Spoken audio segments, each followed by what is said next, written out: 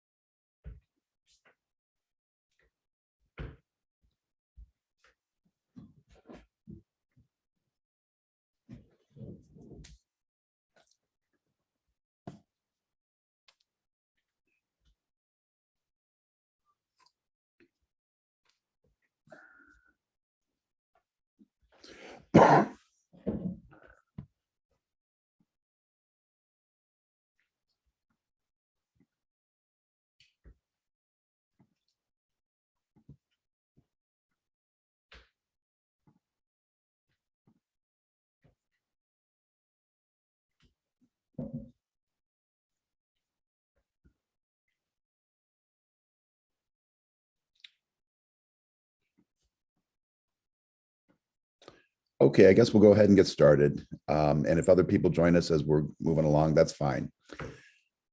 Let's see. So first things first, and I guess the first thing would be to say thank you for your interest in participating in this, because we can't do anything like this without you. And I just want to give you a little bit of an insight into what quote unquote this means.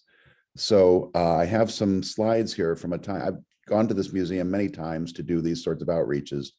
I just want to share some slides with you from a previous event that I did with some students of mine. And just to find it here before I can share the screen. Let's see, where is it? I had it a moment ago. Here it is. So this is some kids that are at the museum seeing an activity that's being sponsored by some of my students years ago. And mainly, I just want to give you an idea of what it looks like at the museum. So here's the way the tables will be. We're going to have two tables. And so our team will be manning two tables. You'll be on one side and the audience will be on the other side. Like we did here, we might have one of you on the audience side of the table as sort of a wrangler to keep people going where they should be, in the direction they should be, because we're often dealing with pretty small people. And this is what the whole area looks like from above. And so there were a lot of people besides us here. So we'll have maybe two tables, and we'll have the central area, which is just where our, where we'll be. And then, getting the people to go through around it is going to be the wranglers' jobs. And so probably what we'll need is, for the first activity, which is the ocean acidification, we'll probably need like 5 people to handle that. One person on the side of the table with the people, and then 3 or 4 people on the other side of the table to help make the thing go really smoothly. And a really important thing to know about this is that your job in this is to be an entertainer and to make this fun for the kids, because they're at a museum, they're out for a fun day, and we want to make sure this is a fun experience for them. And so we'll talk a little bit about how to do that in a moment. I'm just sharing a few more of the photos here. See the engagement there as you're leaning forward into the kids, and you're going to want to, that's really good mannerism right there, leaning forward to engage, as opposed to being, backing up from them. And just going through a bunch of photos here, remembering days gone by.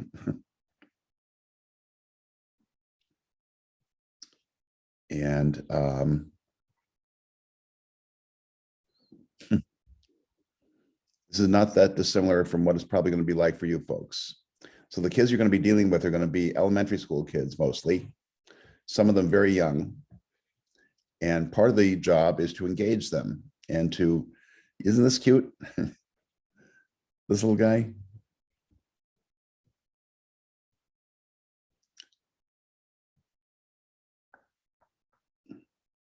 You're not going to be playing with M&Ms, but you're going to be doing other sorts of things. But you're still going to be, I think you're going to have a great deal of interest in what you're going to be doing, because of the fact that there's going to be blowing bubbles involved. Not soap bubbles, but bubbles in a cup.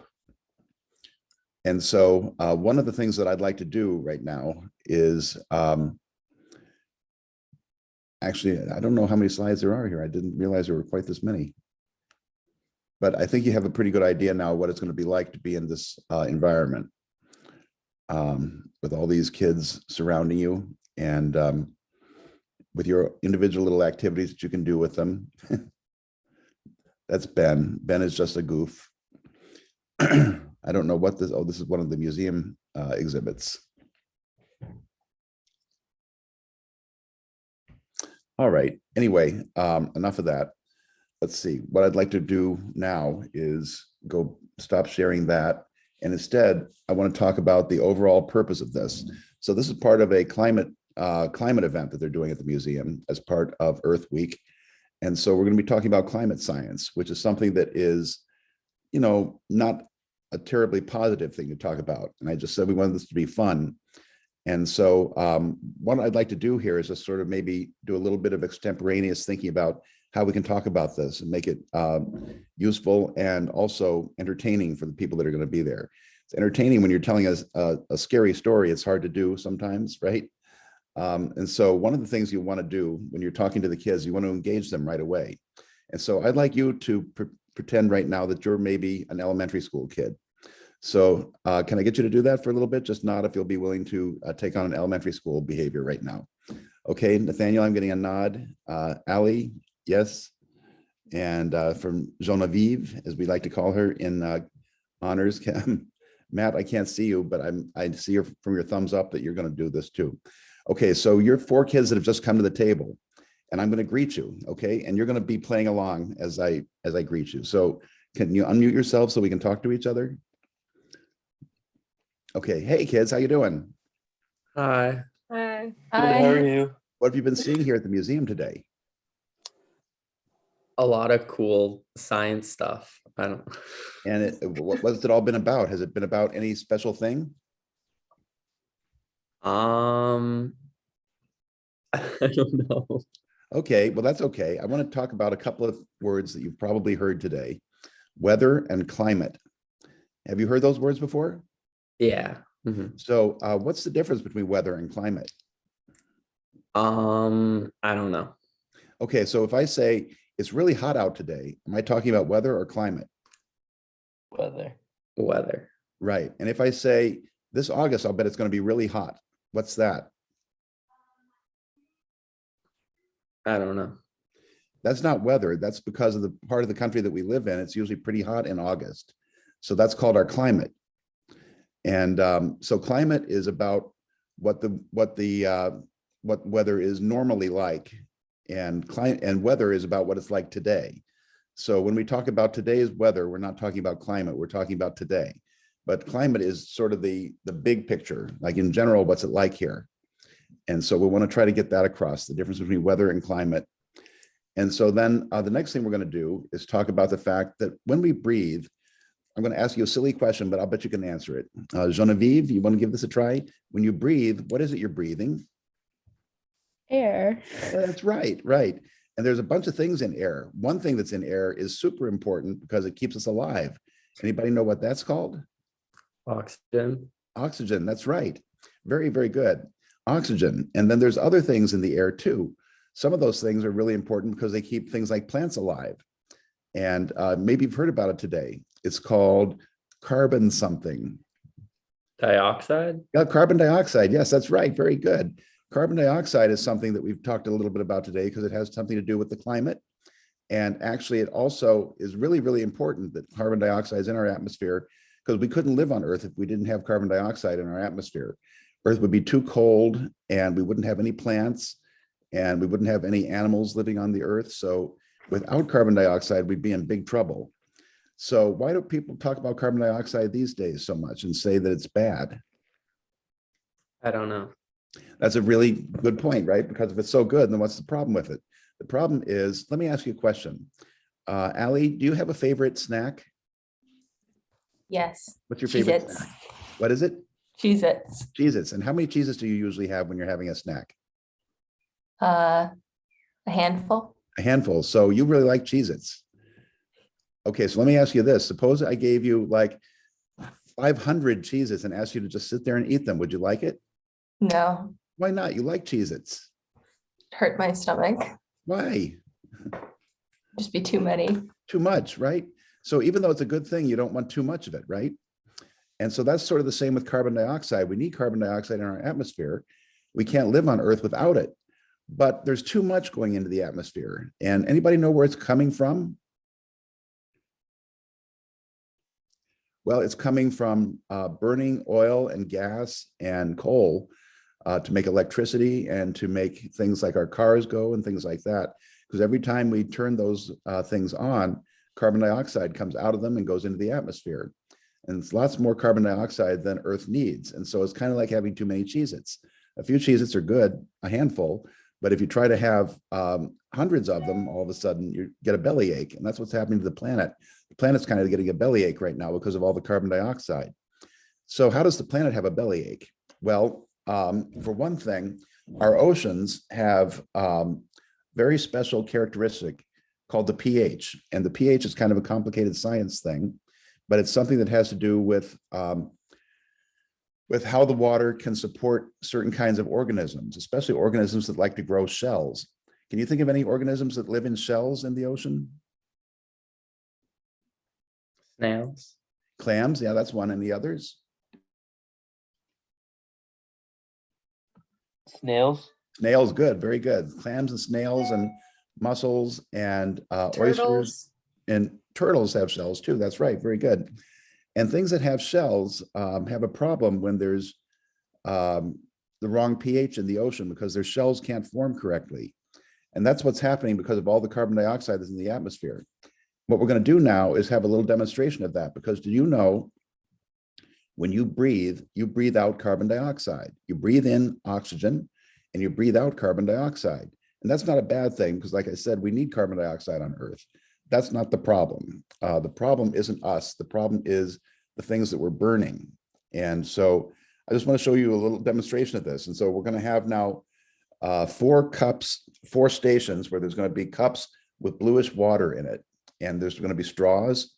And the kids are going to blow into the cup with the straw. And it's going to be potentially a mess if we're not careful about this. That's why we're going to have, like, on each cup, there's going to be a handler on our side of the table, plus maybe one person to kind of guide them along on the other side of the table. And the purpose of this is to show that carbon dioxide actually does change water when it goes into the water. And so let me just show you, if we were on campus, we would actually do this as a demo right now. But since we're not, let me just show you something here.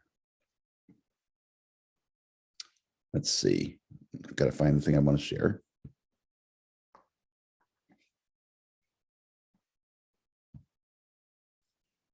And here it is.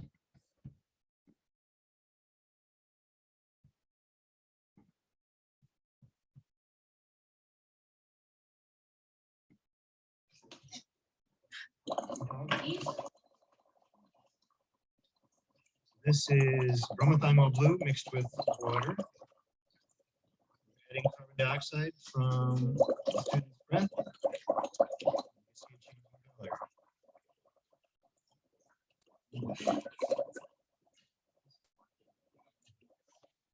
My guess is you probably didn't hear any of the sound from that. Is that correct? Did you hear the sound? Okay. It cut in and out. Yeah, I'm gonna 24.45388. I'm gonna do that again. 1 second. Good grammar and Hold on. spelling are important, but if you want to write essays, I'm gonna do this again, but this time I'm gonna have the sound working correctly.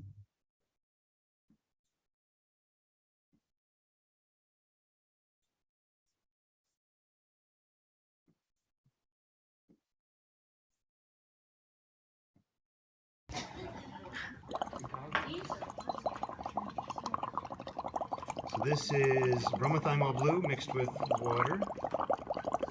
We're adding carbon dioxide from the student's breath. And you can see it changing color. Awesome. So the point of this little demonstration is the water has this characteristic called pH, and normal water, the pH is fine for the creatures that are living there to grow. But when carbon dioxide goes into the water changes its pH, and when it goes from the blue to the yellowish green, it's no longer the right pH for the shells to form. And so the little baby clams and oysters and snails and things like that can't properly form their shells, and they are not going to survive. And so that's a danger of ocean acidification. And so one of the things we're trying to avoid by putting less carbon dioxide in the atmosphere is ocean acidification. There's other things we're trying to avoid too, because carbon dioxide also makes the Earth warmer. And so there's this global warming that we're trying to prevent the ice caps from melting, but that's not really what this demonstration is about. This demonstration is really about ocean acidification. And so So okay, hold on here. So I'm talking to my kids, but I can't see you. So I've got to stop sharing the screen here. So I've got these kids that are working at my table. So what came out of your breath that made that happen? Carbon dioxide. Carbon dioxide, right, right. And so does that mean that we shouldn't be breathing? Yeah. No, no, little Nathaniel, because the breathing that we do doesn't cause any harm to the earth. That's very normal and natural. So where's the bad carbon dioxide coming from? Our cars. From the thing. I'm having trouble hearing you. Oh, Sorry. Could you say that? Siri again? thinks I'm talking to her, but I'm not. I never am. So yes, it's from the things that we burn, like oil and coal and gas. And so why do we burn those things? Because we need to For what purpose? like go places. Right. So I mean, what does it provide to us? What's the big E word? Energy. Energy, right? So it's gonna be a lot like what I'm experiencing right now when you're dealing with these kids, because I've got 4 kids that I'm working with right now. Only one of them's talking, and so you might have to stop looking at Nathaniel and turn to Allie and say, Allie, so what do you won't know their names though, so you'll have to just make eye contact with them and say, so why do we burn these things? And Allie will say, maybe nothing. And then, so I mean, that's part of the gig here, is to get the kids to play with you. And so after a little while, you'll finally get to the point where you start giving hints, like starts with E, ends with energy. Whatever you have to do to get the kid to say energy. That's right. So we do it for energy. And so, so are there other ways that we can get energy is the real question here. Can we get energy in ways that don't require us to put all this carbon dioxide into the atmosphere? So that's what the next 2 stations are going to be about at the table. So now the person who's the handler will move them along to the next station. The next station is going to be kind of a show and tell, because we're going to be building a little solar cell. And the solar cell is one that we have to talk to them about getting energy from the sun. And, maybe tell that story. Does anybody have any place in their neighborhood where they've seen solar energy being used? Maybe on the roof of somebody's house or on a roadway? And get them to think about that. What are those things on the roof of some people's houses? They're making electricity from what? From sunlight, right? And so I'm answering my own questions. I shouldn't be doing that because I've got 4 kids to play with here. So why don't we all use sunlight for the energy for our homes? Any ideas? Well, it costs a lot of money to put those things on your roof. And it takes this is a surprising thing. It takes a lot of energy to make them. It's a funny thing because we're going to use them so that we can get energy for free from the sun. But it takes lots and lots of energy to make them. And so if we're trying to prevent ourselves from using so much energy, it kind of doesn't make sense to use lots of energy to make something so that we don't have to use so much energy, right? So it's kind of a funny thing. So we're trying to figure out ways using principles of green chemistry, which is chemistry designed to make to do the things that we need to do, but with less harm to people and the environment. And so one of the things that people who do green chemistry have figured out how to do is how to take energy from the sun by using very much less energy. This is called a BlackBerry solar cell. It's a solar cell that makes a little bit of electricity, not very much, but it uses blackberry juice instead of the normal things that solar cells are made from. It takes lots less energy, and it's not toxic, not harmful to anybody. So we'll have these things put together in various stages of assembly, and then we'll finally get down to the finale, and the finale will be a complete solar cell and some flashlights, and we'll have the kids connect a voltmeter to the ends of the solar cell and measure the electricity they can get out when they shine the flashlight on it. So just by working with them to see how they can turn light into electricity is the deal there. Excuse me. Yeah, I've got a bad cold right now that I'm getting over. Good news is it's not COVID, but the bad news is I've got a bad cold. And so anyway, so we get, the point is, this made energy without using any carbon dioxide coming out, because it's just taking the sunlight and turning it into electricity. There's other ways that we can do stuff like that too, and they're called fuel cells. So the next thing we'll move them down to are some chemical fuel cells. And these are similar to the fuel cells that are used on rocket ships. Because when rocket ships go into space, they need electricity to do what they do. But you know what they can't do? They can't burn gas and coal and things like that on a rocket ship. So they have to come up with other ways to make it. And they can't just use sunlight either, because the sun isn't always shining where they are. They might not always have the sunlight. For example, if they're on the other side of the moon where it's dark. So having a fuel cell is a way to make electricity without burning something. So I'm so sorry. So we're going to have a fuel cell that will show them, which just takes some apple juice and converts the apple juice into electricity. And it's more going to be about the story of what the fuel cell does. But the reality is the fuel cell does have some byproducts. It does form some carbon dioxide. And so we talk about that and we'll say, wouldn't it be better if it didn't form anything we don't want? And so the next thing we'll do is talk about the perfect fuel cell. And that's the fuel cell where we bring together hydrogen and oxygen. Our fuel cell doesn't do that.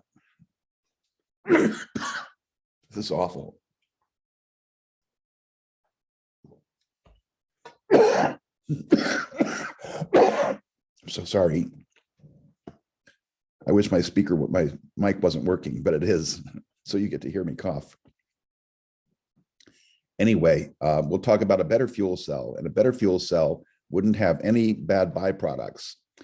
And so the best kind of fuel cell, and the one that they use on rockets and things like that, is a hydrogen fuel cell that mixes hydrogen gas and oxygen gas, and they come together to make electricity, and their only byproduct is water. And you know what? Water is not a problem. We don't have a problem with too much water on Earth. We can always have more water. And especially in space, it's a good thing, because what do you suppose they do with the water? Drink it. Yeah, they can use it for whatever. They can drink it, they can grow plants, whatever. And so, so if we had a fuel cell that made water as its byproduct when it made electricity, that'd be great, right? And we do have those right now. But the problem with that is it takes more electricity to make the hydrogen and oxygen than we get back when we make the electricity from the hydrogen and oxygen. So think about that.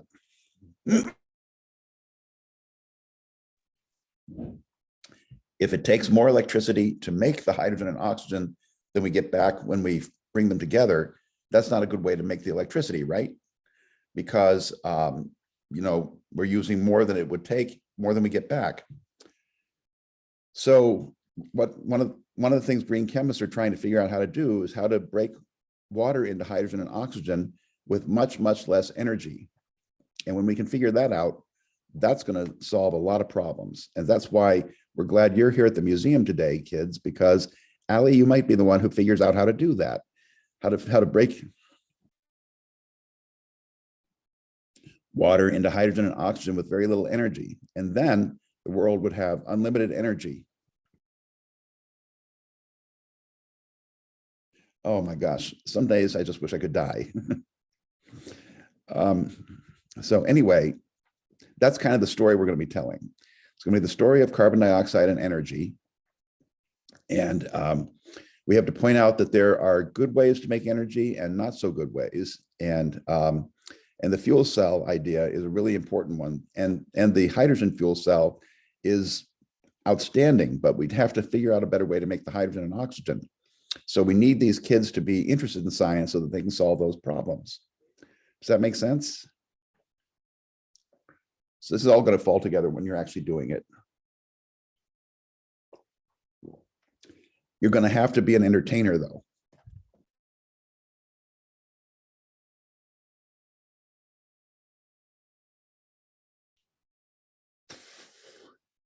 be sure you come to the museum with sort of a playful attitude, because you have to play with the kids. You have to make this fun for them.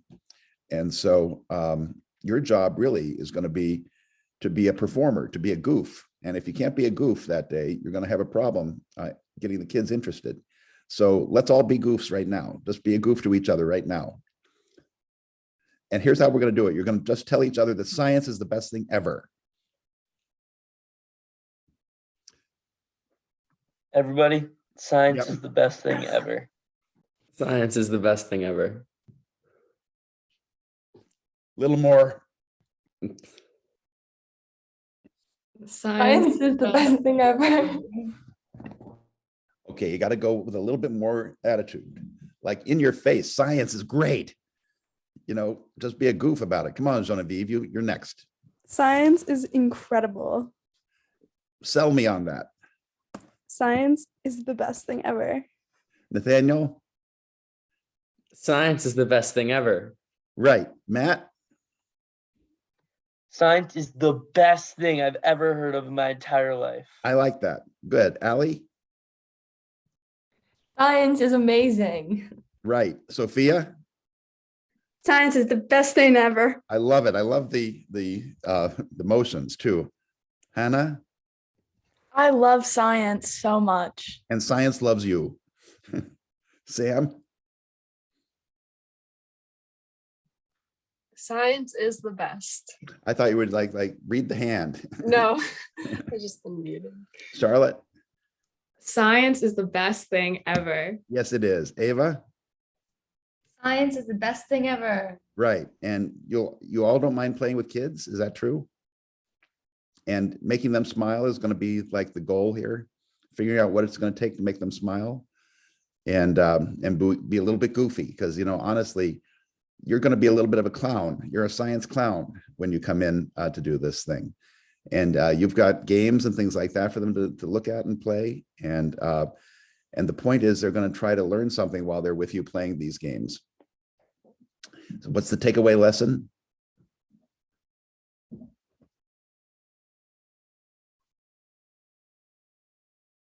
Nathaniel, what do you think the takeaway lesson of this is for the kids? Science is great, And that they should care about science more. I don't know. do we want to leave them with the notion that the world is going to fall into a deep abyss and that everything's going terrible? No. No. How does science have to do with both telling us a scary story and a happy ending? That by like learning about science, they can do their part in like making things better. Right. I like that. So there are some scary things, but that, you know, the same people that have figured out these scary things can also work to make it better. And I think that's the important part of this, because this is a fun Saturday or Sunday afternoon with these families. And so they don't want the kids leaving in tears. And you don't want them to be afraid to breathe because of the fact that they're letting carbon dioxide into the atmosphere and destroying the world. So it's really, really important that when we're telling the story about carbon dioxide and doing the bubbling thing, that we make the point. I like the point about the snack, because snacks are great. Everybody loves snacks, right? I love ice cream, but you know what? If you made me eat a whole gallon of ice cream at once, even though I'd probably kind of enjoy it on one level, I would not enjoy it on another level. So, you know, we have to just get that notion across. It's even something good is not good if it's too much. And let's see, what questions do you have? Anybody?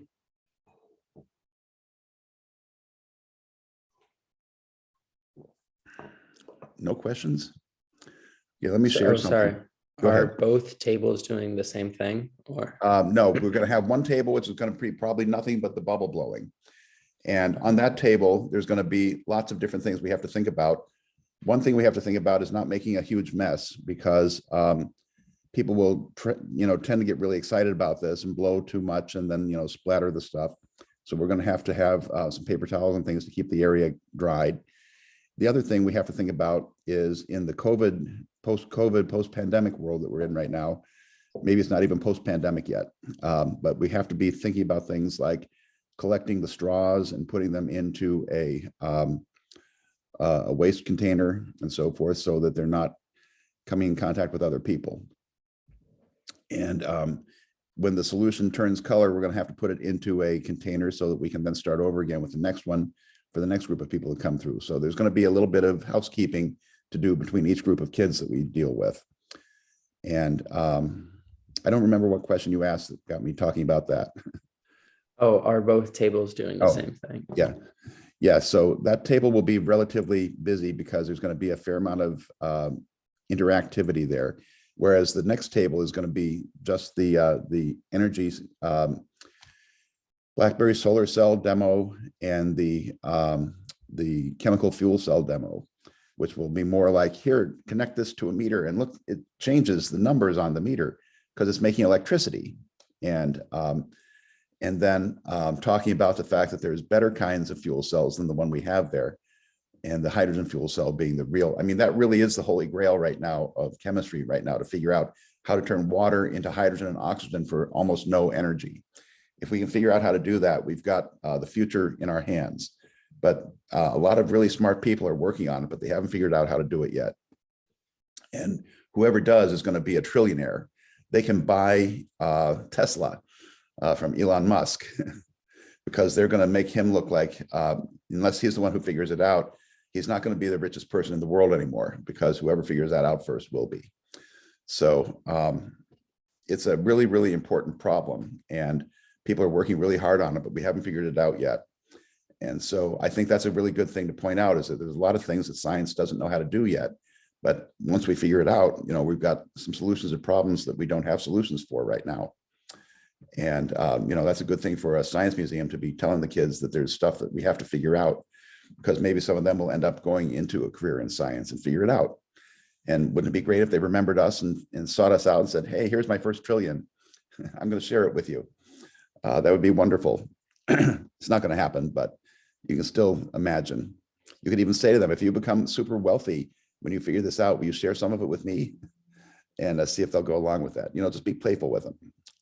I'm sure you've got younger brothers or sisters, or maybe you've done babysitting, or you've had some kind of activity where you've interacted with little kids. Just be playful with them. That's all they want. And so let me see the thing I was going to bring up here. I was going to share something else. Here it is.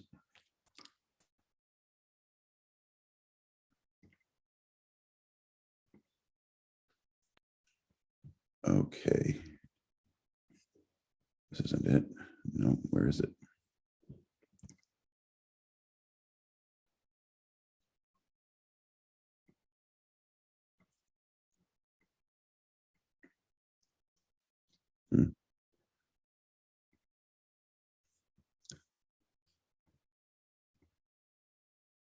So try that again.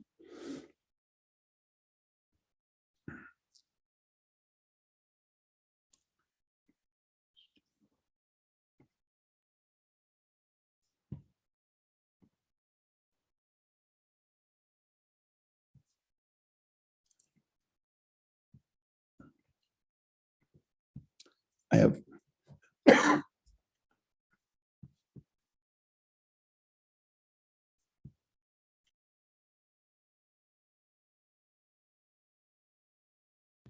We can see a Google sheet if that's what you want to show us.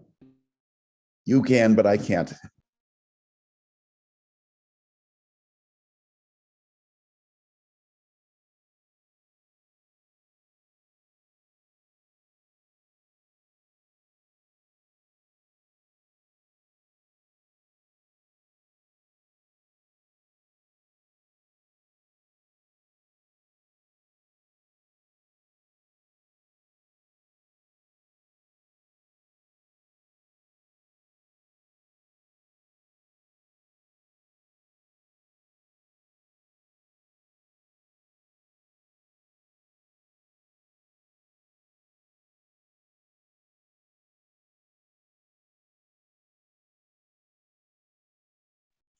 Finally got here.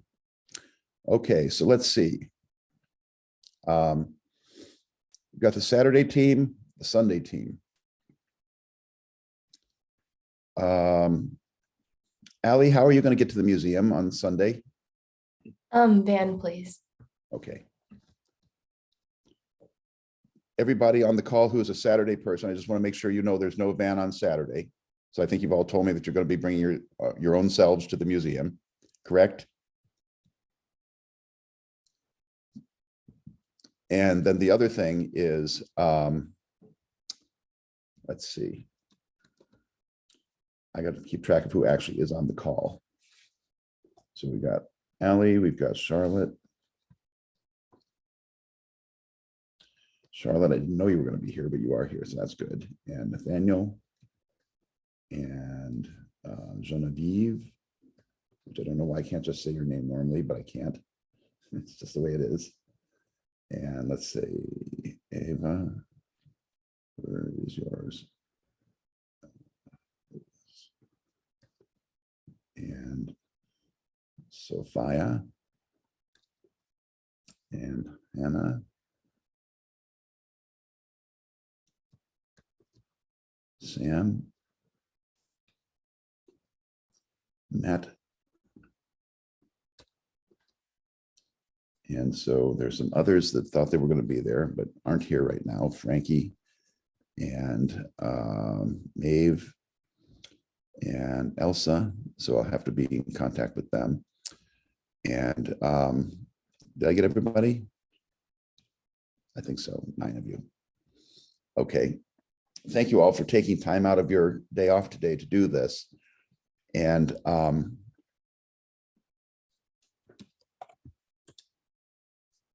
I guess the only other thing to say is,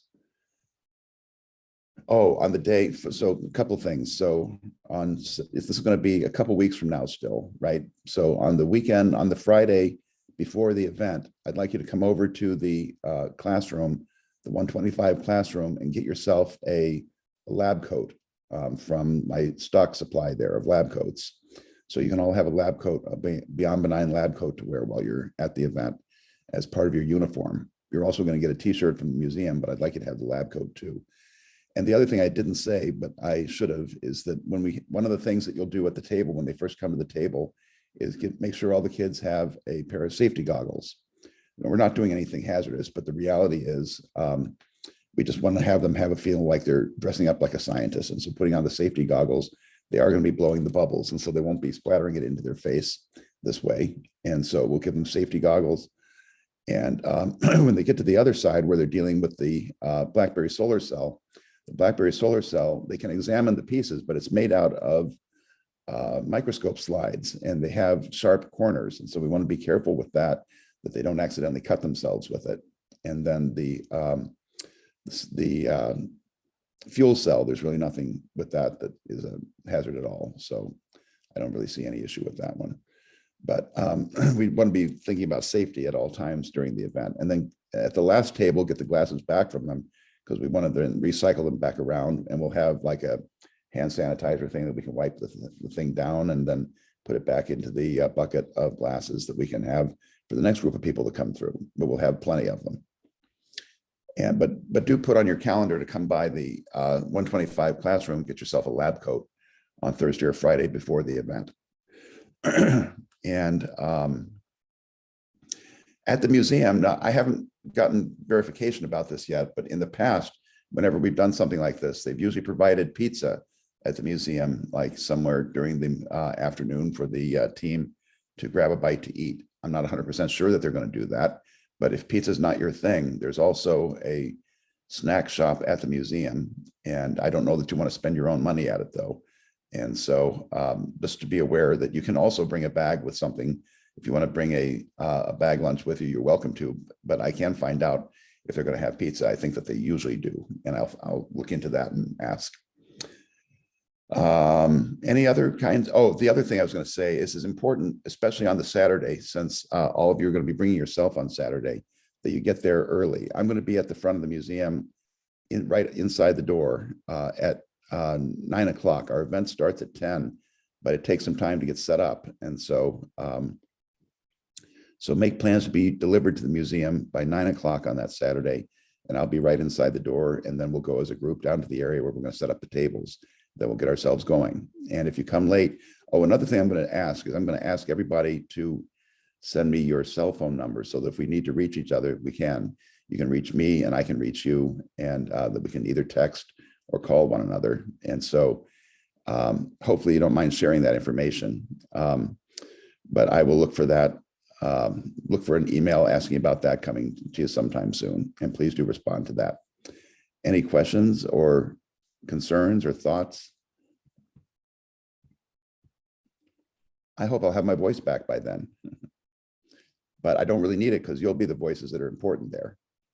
So you've got to just come with your game on and your entertainer mode. And you're there to entertain the kids and help them think a little bit about science. Deal? All right, well, go enjoy the rest of your day off. And thank you for being here. Thank you. Thank you. Thank you. Have a good day. So, yep. Thank you.